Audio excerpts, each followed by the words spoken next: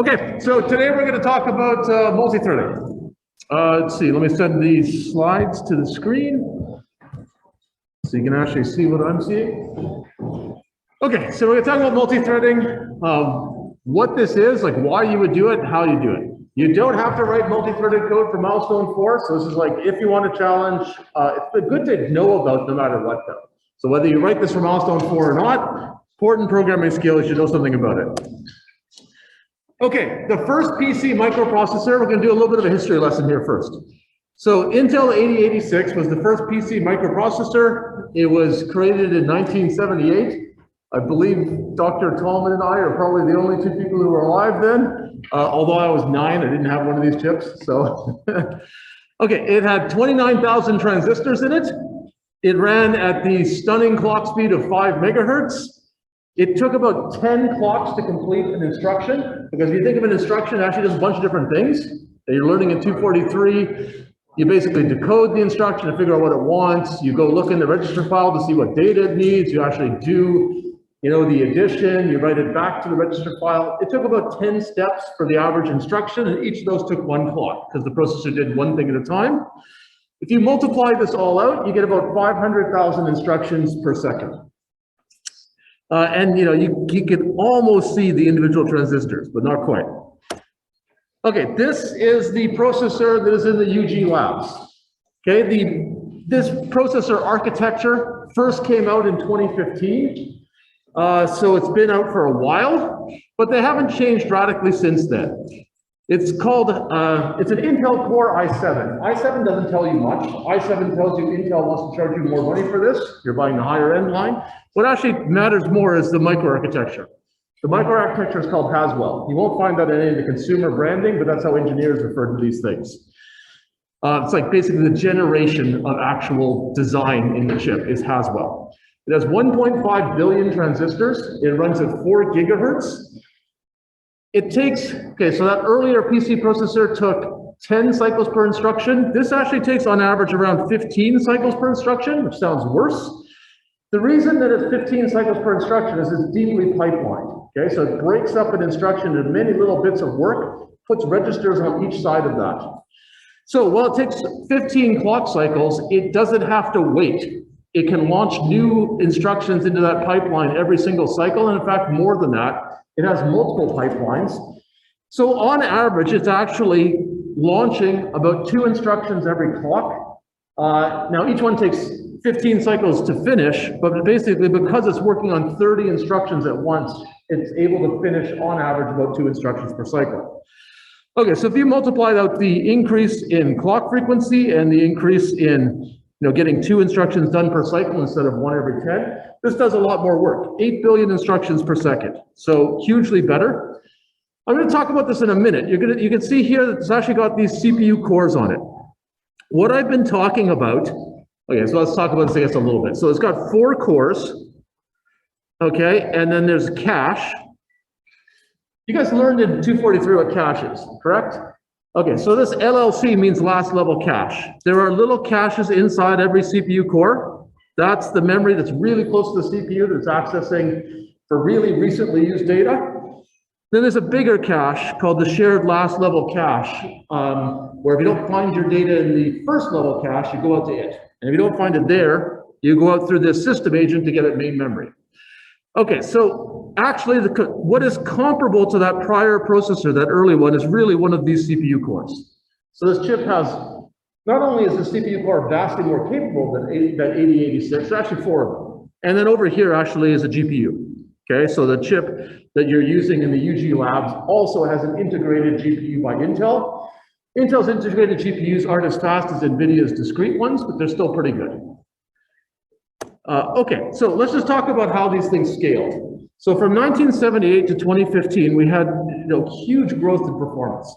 We got, if I just take those numbers that I showed you and do the ratio, we have 50,000 times more transistors and 16,000 times more instructions per second. So pretty amazing. And that's powered much of the modern world. The future has been that you get 2x transistors every about 3 years. That's actually Well, that's been hard, but roughly that's what we've been still achieving. So we're still getting density. We can put more stuff on one chip. But the transistors are not getting much faster. So if you go buy a computer today, you're going to find that the best clock frequency you can get is still around 4 gigahertz. Hasn't really moved much since those UG machines, which were bought about 6 years ago. Okay, that UG machine could do 30 instructions, and 30 instructions in flight that it was working on. That will increase. If you go buy the latest and greatest processor nowadays, you will probably find that it has about 60 instructions in flight. Okay, so it's higher, but it's not 10x higher. The complexity and power that it took to go from 30 instructions in flight to 60 is very large. Because this is actually an amazing feat of engineering. The way the processor has 30, or absolute top of the line processor, maybe 60 instructions in flight, is it's actually examining a window of instructions. Latest processors have maybe 200 instructions. It has hardware to tell which ones are ready to go. Their inputs are all ready. It launches those into the execution pipes. When they finish, it keeps track of, are you the next thing that's supposed to be done? And only if you're the next thing that's supposed to be done are you allowed to actually write back your result. Okay, so it's got a lot of hardware to figure out what to do next. And that hardware keeps getting more powerful, keeps getting larger, and we're able to make a processor that's faster, but it's hard, and it doesn't grow linearly. You throw 4 times more silicon, 4 times more power at it, you might get 50% more performance, not 4 times more performance. Okay, so there's been a slow growth in this instructions in flight. It's still growing, but not that fast. Okay, so what's the impact of that? CPU speed is not growing very much. It's growing a little still, but not much. But our transistor budget is still going way up. So we can fit, so Intel and AMD do not want to just sell you a cheaper and cheaper processor. And that's one way this could go. They just go every year, every 3 years, we make our chip worth half as much money. We're the incredible shrinking company. And we can predict in 10 years we'll be worth almost nothing. Somebody can go buy the company. They don't want to do that. They want to sell you a chip for the same amount of money, but they have to convince you to, why? Why would I buy this new chip? What they can sell you is more processors because they have more transistors. They can't use them all to make one really good core, not efficiently, but they can fit more cores on one chip. So that's what they've done. Okay? What that means is that using multiple cores has gotten increasingly important. If you need to scale your performance, you need to use more cores. And there are 2 ways you can use more cores. So one is just run more programs. You're in the UG machines, you, your uncle, your cousin, you're all on the same machine, the guy down the hall, you notice they're all running on the same machine. Okay, you're all using a different core, that's fine, that's one use. In data centers, that's also how a lot of this is done. They run a lot of different programs on their servers, so they can use all those cores. But if you want to take one program and make it faster, you need to actually change that program to be what's called multi-threaded so that it gets faster because it has access to more cores. And that's also important because a lot of times we just don't have enough programs that we care about. We want to make one program faster. Does that make sense? Okay. Actually, I lost one slide. Let me see if I can really quickly get it. I'm going to discard this. I made a last update, which was kind of interesting, if it actually shows up from Dropbox. So let's see if this is going to show up soon. All right, you know what? If there's, there it is. There's the latest version. So, okay,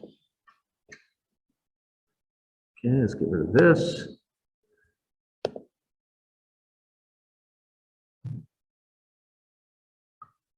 Okay,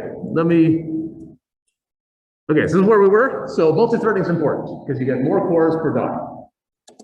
Okay, this is a total digression, but somebody asked me about it in the tutorial, and I really like processor architecture, so I'm going to tell you this.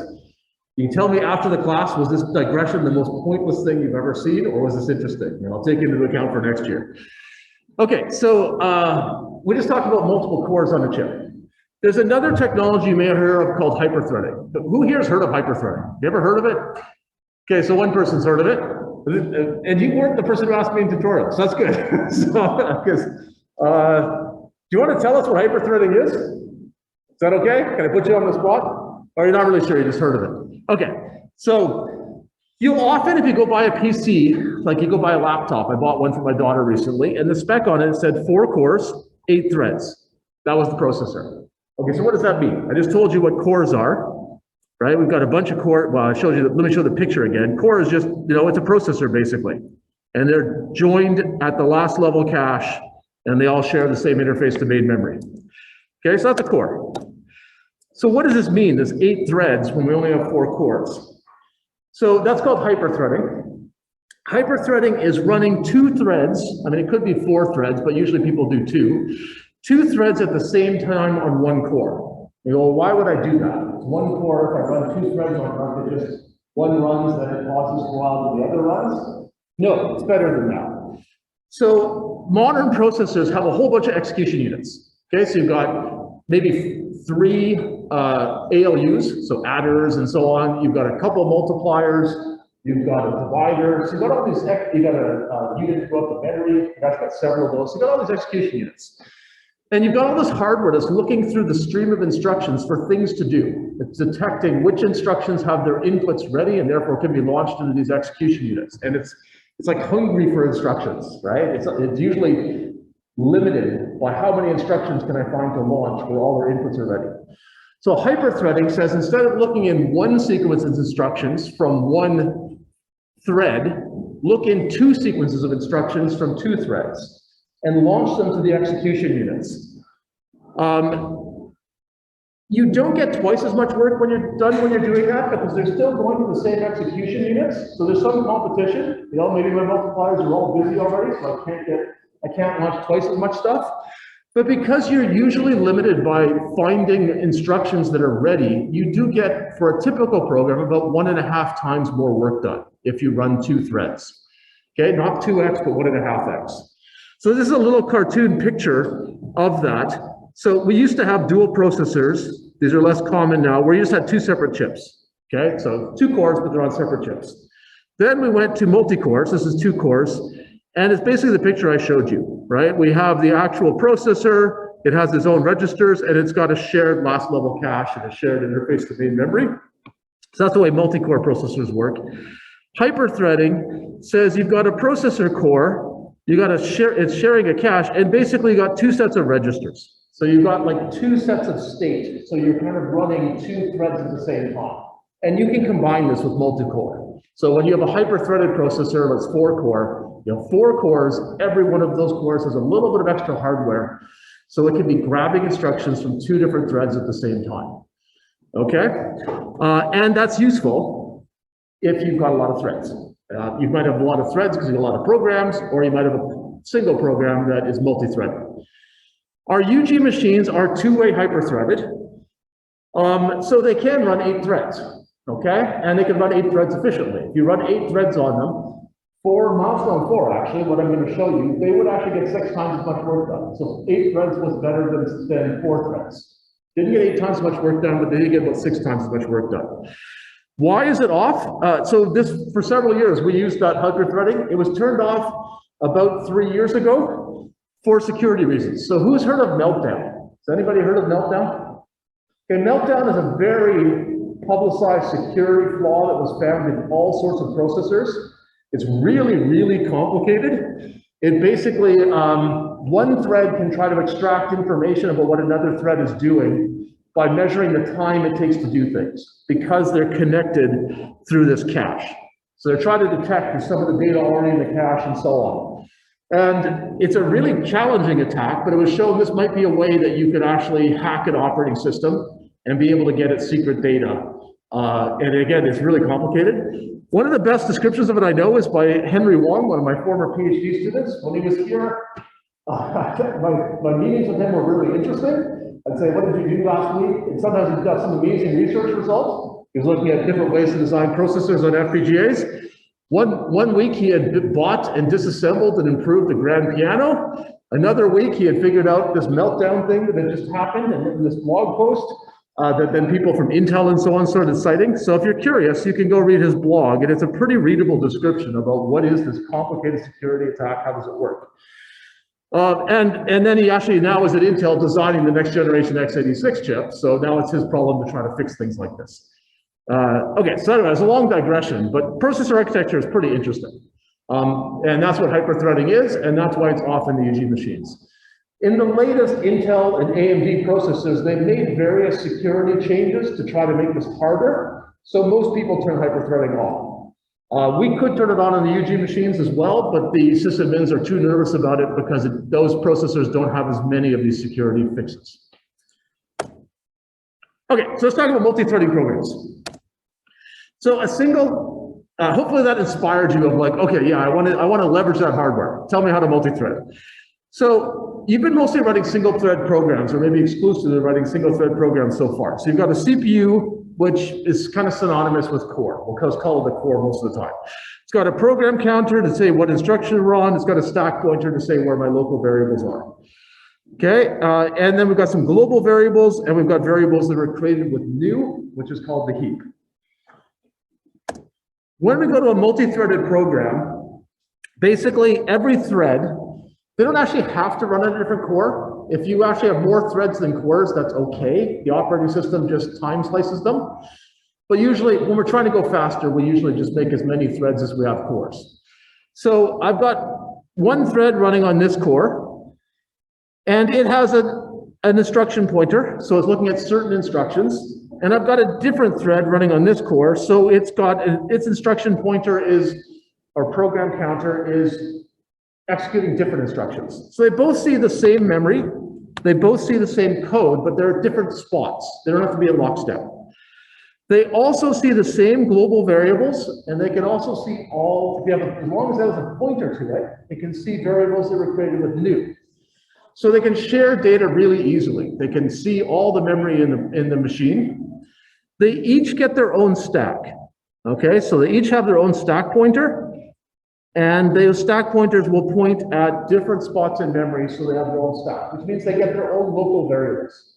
Okay, so you get your own local variable, you're executing whatever instructions you want, like you're looking at the same program, but you're not on the same line, but you share the same global variables, and you both have access to everything that was created with new as long as you have a pointer to it. Okay, so, yeah, so they've got some data that is their own, it's kind of local to that thread, and some data that's shared. Okay, I kind of just told you all of this. So yeah, I think I can just skip that because I mentioned all of that. Okay, what does this mean? It means threads can communicate through memory. So they communicate through global variables. They can communicate through things that they created with new, as long as they both have a pointer to it. And that's actually, it's got a good side to it. It's fast, right? They can communicate really quickly because they both, one of them writes to a memory location, the other reads from it, they get data really fast, okay? But there's also leads to the big challenge of multi-threaded programming, which is we have to be really careful that threads don't conflict. When we have one thread writing to memory and another thread reading from it, or another thread writing to it. So when you write to shared memory, you have to be really careful. If you have a global variable, say a really bad global variable name, I have a global variable name GL, and one thread says increment it, and then another thread says increment it, and let's say GL was initialized to 0. Okay, so if I do this in serial code, I have one line that says increment this once, another line that says increment this twice. At the end, it's for sure 2. Okay, if I do this in parallel code, this is done in thread 1, and this is done in thread 2, and I didn't write any special code to synchronize them, I don't know what the answer is after this runs. Okay, it might be 2, it might be 1. The reason it might be 1 is they both might be trying to update it at the same time, and one of them overwrites the other's data.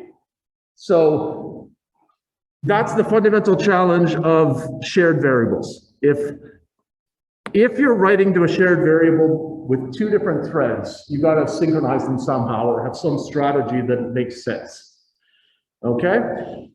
And I already mentioned this. So sometimes students ask me, okay, the UG machines have 4 cores, does that mean we can only have 4 threads? No, you can have as many as you want, because the operating system will just schedule them on the hardware. So you can actually have a single core processor and run 10 threads if you want. Maybe that helps you organize your program in some way. I mean, it is common to actually have a user interface thread and a compute thread. So it's common even on a single core processor that you might have 2 threads.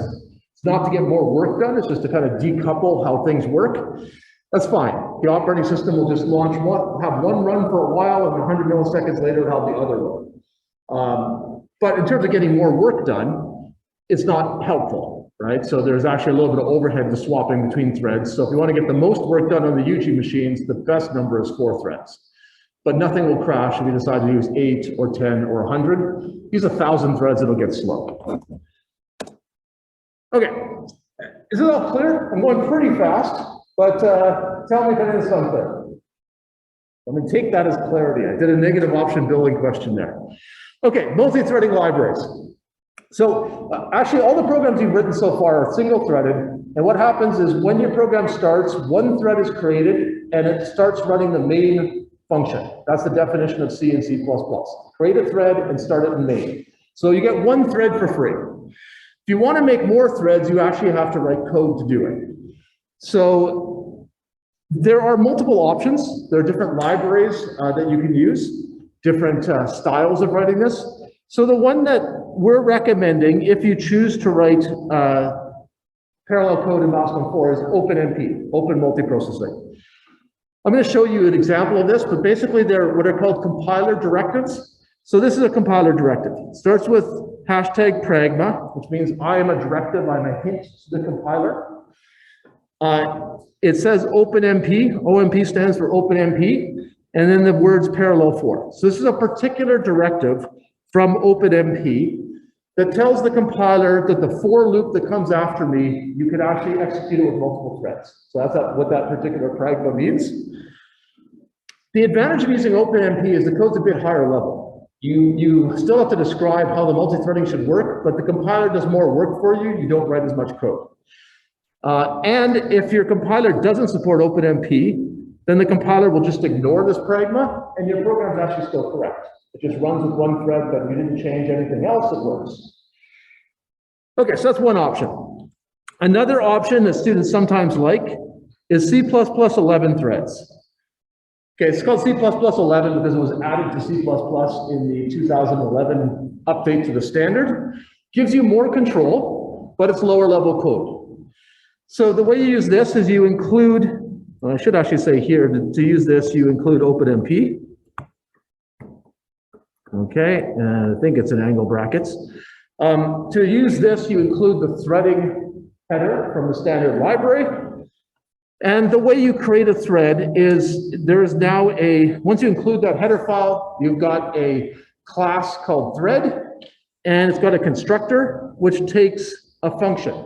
So the name of a function, and you now know from callbacks that when you use the name of a function, it really means you pass the address of that function to whatever you're calling. So this basically constructs an object called myThread, and that object is constructed with a pointer to this function.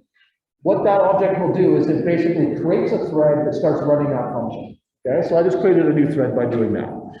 And if you go look in the threading, this header file on c++.com, you'll see that it has a bunch of different methods on that thread. So on this object, I can now call some functions to basically control execution of that thread. So that's another way you can do it. This OpenMP basically will create this code for you automatically. So that's what's happening behind the scenes. You're given higher level directives. Under the hood, it's actually creating code threads with these calls, but you didn't have to write them. Okay, and then the last way you could do it, but I don't recommend, is a library called pthreads. Pthreads is a C library. C++ 11 threads actually run on top of this, so they actually use that library. But the syntax of pthreads is nastier. It's kind of lower level still. Doesn't actually give you any more control. So I would say if you're going to go for low level, go for that. And in this course, we recommend OpenMP because it's a little higher level and more productive. Okay. So here's a little piece of code. It's my main. I've got two vectors, A and B. They each have 100 elements in them. And I'm going to go through and I'm going to update A to just be whatever the value of that particular index of A is, plus the value of B. And then I want to go through again, and I want to print out every element in A. Okay? I probably should have said what I put inside of these things, okay? What did I initialize these values to? So I think I initialized these values to 50 for one of them and 2 for the other. Let's just say I did that, okay? Let's make a different constructor call. One of them's gonna have all 50s, one of them's gonna have all 2s. If I run this, here, let me make that less messy. If I run this, what do you think is gonna come out the other side? What do you think the output of this will be? Well, I guess the output of this, actually this is just serial code, so this one's easy. The output of this is going to 100 times, it's going to write out, A of 0 is 52, A of 1 is 52, A of 2 is 52, because I initialized all the values of A to 50, all the values of B to 2. This loop is just going to go through and make me a whole bunch of 52s, and then it's going to print them out. Okay, so that's what the serial code is going to do. Not too interesting. If I want to make it parallel, okay, there's my 50 and there's my 2. Okay, I'm going to fix the slides. So I initialized from the 50 into 2. To make this parallel is not much code with OpenMP. I just say make that for loop parallel, and I also want to make that for loop parallel. Okay, so pragma says whatever for loop comes after you, run it in parallel. Which means create multiple threads. OpenMP actually checks how many cores are on the machine. It will create that many threads, it'll split the work of the for loop across them. Okay, so it's going to use all 4 cores to run this. So coming into this, you've got one main thread. It's going to hit this parallel 4. The main thread is going to take some of the work, but we're going to get 3 more threads made by OpenMP. They're each going to do 1/4 of the work. Okay, so each of them is going to do 25 loop iterations. And then they're all going to wait till all 4 of them are done, and 3 of them will either be put to sleep, meaning they just don't do anything anymore, or be destroyed, and then we'll keep going. Our main thread will go on. We'll hit this parallel 4, and the same thing happens. Main thread takes 25 loop iterations, and 3 more threads will be launched, and they will take 25 each. All of them have to finish before any of them can keep going. Okay, so they'll all finish. 3 of them will stop, and main will keep going. Okay, so that's what OpenMP is doing here. Every time I hit a parallel 4, it knows I got 4 cores, it knows I've only got 1 thread running, it creates the other 3, splits up the work. Only when all of them are finished, this is called a join, only when all of them have finished will it proceed, because that's what would happen in the serial program. In the serial program, I would never get past this loop till all the work was done. So OpenMP makes sure you will never go past that loop until all the work is done. The fact that multiple threads we're doing, it doesn't matter. We'll wait for all the threads. So if one of them's a bit slow, for any reason, we wait for it. Okay, so does that make sense? You understand how this is working? Okay. These variables, because they were declared before the parallel 4, they are shared by all the threads. Okay, so 1 copy, all threads get them. Okay, let me erase some of this because it's messy. These variables, see there's a loop counter here, int I. Those ones were declared inside the parallel 4. Every thread has its own copy. I mean, otherwise this wouldn't work, right? We have this the whole idea is that 25 iterations of this for loop goes to each one of my threads. For that to work, each of them has to have their own copy of I. But it's not just the loop counter. If I made any other local variables in here, every thread would have their own copy. If I call helper functions and they have some local variables, every thread gets its own version because they all have their own stack. The local variables go on the stack, everybody gets their own version. Does that make sense? Okay, so whatever existed before is shared. Whatever is created, whatever's created in the parallel 4 stays in the parallel 4. Okay, let me go back to my question now. Let me erase this. Now you've seen the code. What do you think this is going to output?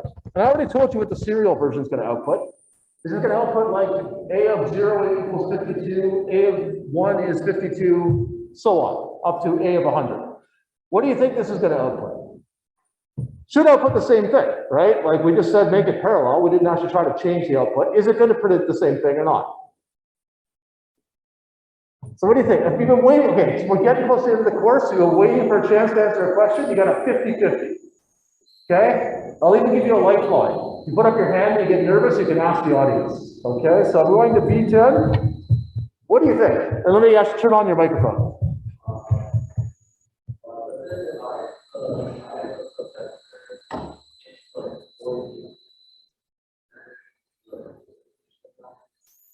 So say it really loud. I'm having some trouble hearing you.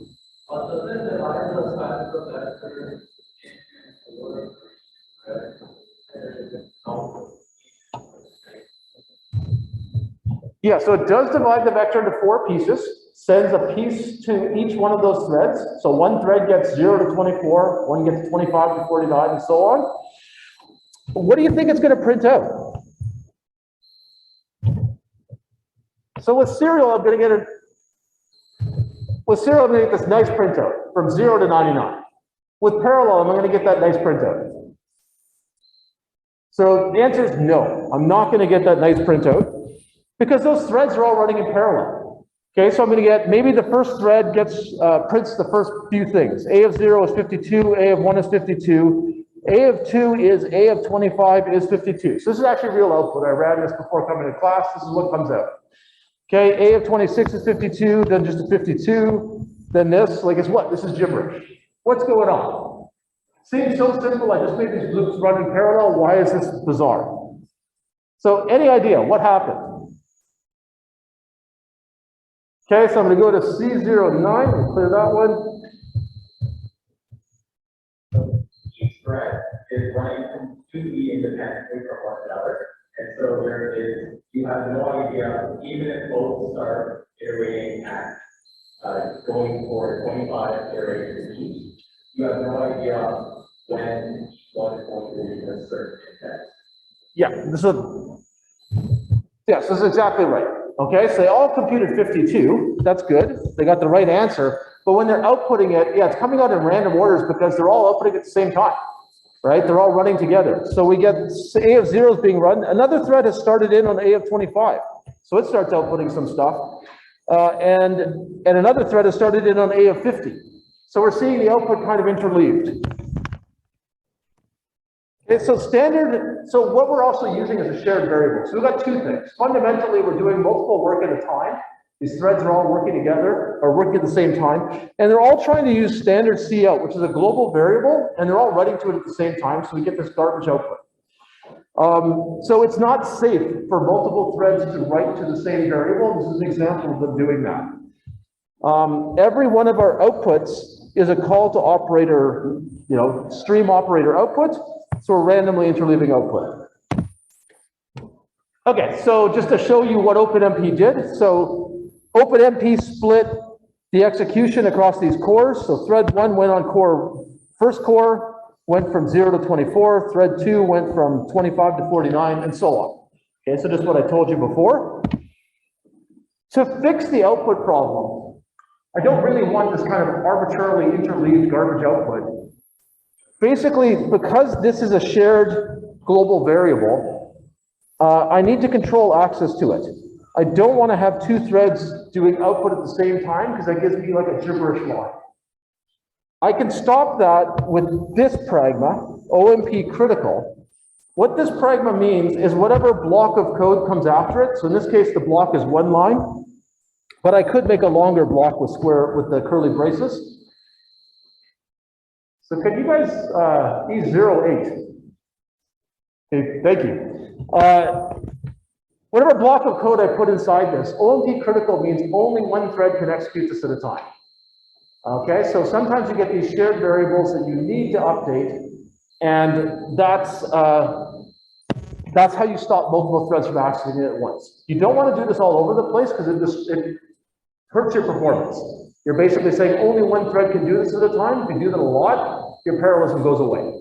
If you put it everywhere, you don't really have multiple threads running anymore. They're all just waiting for each other. But here, it's reasonable to do it. Okay, so if I put that in, it's like the speaker of the house kind of controlling the chaos. Only one person, whoever has the gavel, can go through that code. Nobody else can. But don't make everything critical. So if I put that in, I basically will still get, I won't get 0 coming out and then 1 coming out and so on. Let me go back here. I will just get every line will make sense. So I'll get a of 0 equals 52, and then I might get a of 25 is 52. Okay? Because I'm still not going to get the first 24 and then the first 25 and the next 25. All the threads are running at the same time. But I am now guaranteeing that each line will come from one thread and only one thread, so every line will make sense. Okay, so that's a very quick introduction to multithreading. That's all you need for milestone 4. You need to understand OMP parallel 4. You need to understand that shared variables are a problem, so if you can make your variables local, it's better. And if you really need to have a shared variable, put OMP critical around its updates. So at M4, you want, if you're going to parallelize, you want to take a routine that takes lots of your CPU time, because parallelization is hard work, and you want the work to be independent. You don't want to have shared variables, so that means no dependencies. So what do you think we could do that would be a candidate for multithreading? And if you went to the tutorial this week, you probably know. So any ideas what candidates for multithreading would be?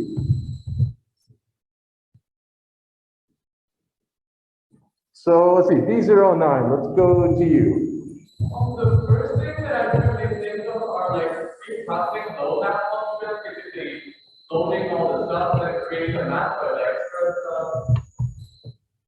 Yeah, that's a good idea. Okay, so your load map. You could actually make your load map multi-threaded, so good idea.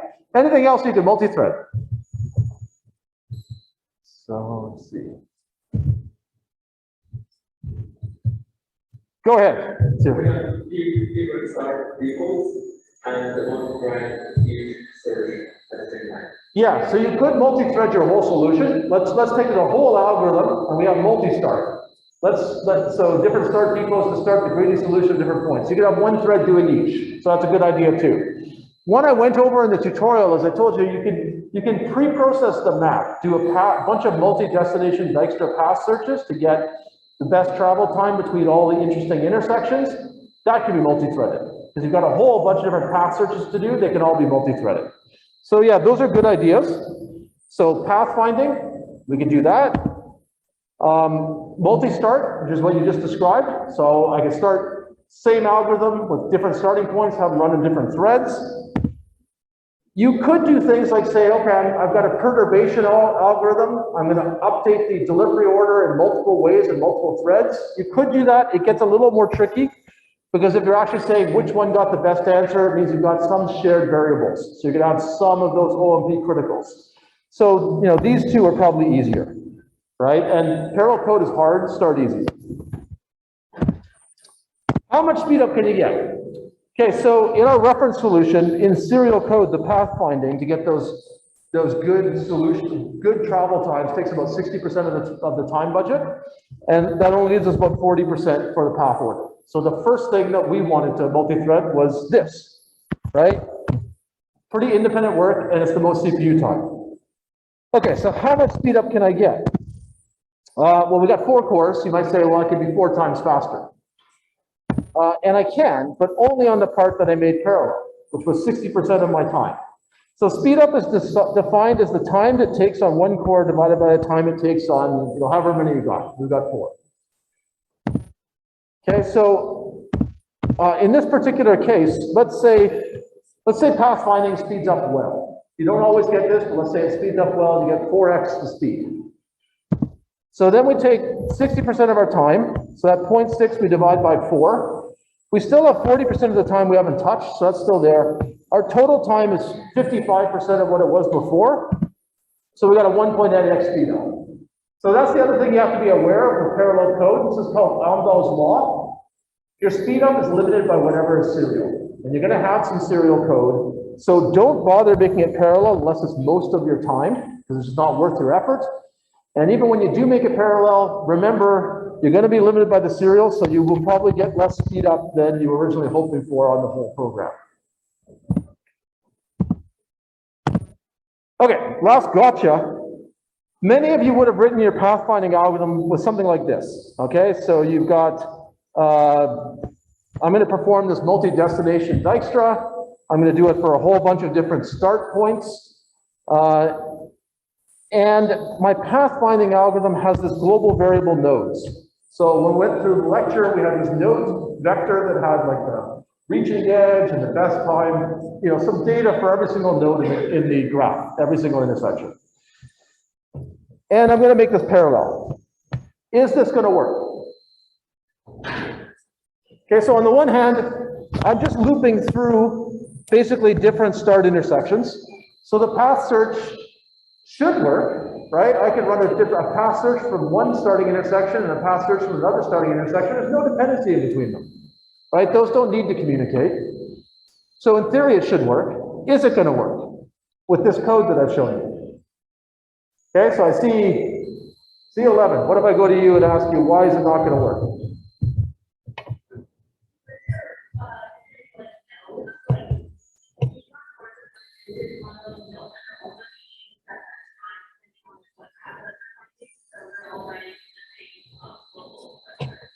Okay, so you're saying this global variable is going to mess me up. Okay, so I'm going to have 4 path search algorithms that are going to launch at once because I got 4 cores. They're all starting from different sources, so they're searching out from different areas, but they're all using the same global data structure about what's the best time I found this node, what was the reaching edge. So this is chaos. They're all overwriting each other's data. It's not going to work. So I need to fix this. And there's an easy fix. So what is the fix? Based on what I told you, this variable, because it was declared before the parallel 4, is shared. I don't want it to be shared, okay? Shared is bad. I got 4 different pathfinding searches going, not good to have this shared. So to fix it, I just need to move it in here, okay? Let me move it. I'm gonna move it in here, okay? I need to move it after the parallel 4. So it's a local variable that I'm going to get 1 copy of in each thread, and they're not going to compete with each other. So yeah, let me go to, yeah. So where exactly are we going to move the definition of the vector? So probably the best, I mean, this is kind of pseudocode. I would probably move it right inside this function. Okay? I could move it here and then pass it into the function. But that's probably kind of a bizarre coding style. So I should probably just move it right inside this function as a local variable there. So are we going to merge everything together after like each thread has done a process their particular node? Yeah, I did leave out the part of I better store this somewhere. So this is kind of pseudocode. In the tutorial, I go through this in a little more detail. We can load a matrix. So you're right. I left out the code of like, okay, this is overwriting path times. So maybe I should change this to show that. I really need to do something like path times of I equals that. Does that make sense? That would be, yeah, so you're right. The way I wrote it, I should write it path times of I. They should all be storing into a different entry in a matrix. Does that make sense? Okay. So if you're writing to a shared variable in multiple threads, the first thing you should try to do is try to privatize it, which means you refactor the code to make it a local variable that every thread's going to have a copy of. If you truly can't do that, you can use OMP critical, but it's not nearly as good. Okay, so keep it simple. So I've talked about multi-threading because it can be interesting to try out, can help you with M4, but it's not mandatory. Multi-threading is hard. The bugs are more difficult to figure out. The tutorial this week goes through that, so go watch it. But it is fundamentally harder. You do not need to multi-thread to have a good implementation for milestone 4. So if you go, I'm busy, then just don't do it, okay? You don't have to do this. It's there if you want a challenge. You want to learn more about it, here's a tutorial on OpenMP, tutorial on how to debug with GDB is the debugger you're really using. NetBeans is just a user interface. So are other IDEs that you might be using. GDB is really what's doing the debugging. So this is a tutorial on how you can debug with GDB and threads. And the tutorial this week was all about this. Okay. If you want to learn more about this, in 4th year, you could take 454, Computer Systems Programming, which is all about building on some of the things you've learned here. How do you write fast code? What does a compiler make fast versus slow? How do you write multi-threaded programs? ECE 344 is operating system, so it'll teach you what is a thread really, right? So how does the operating system actually make a thread for you when you ask for it? And ECE 552 is computer architecture. So that's about some of the topics I was talking about with multiple cores, hyperthreading, all these, looking at windows of instructions to figure out what to do next. How do processors really do that? How do you make them fast? Okay, and that's all I have. I've stolen most of the time. Dr. Tallman, you want to give a few minutes on OP2?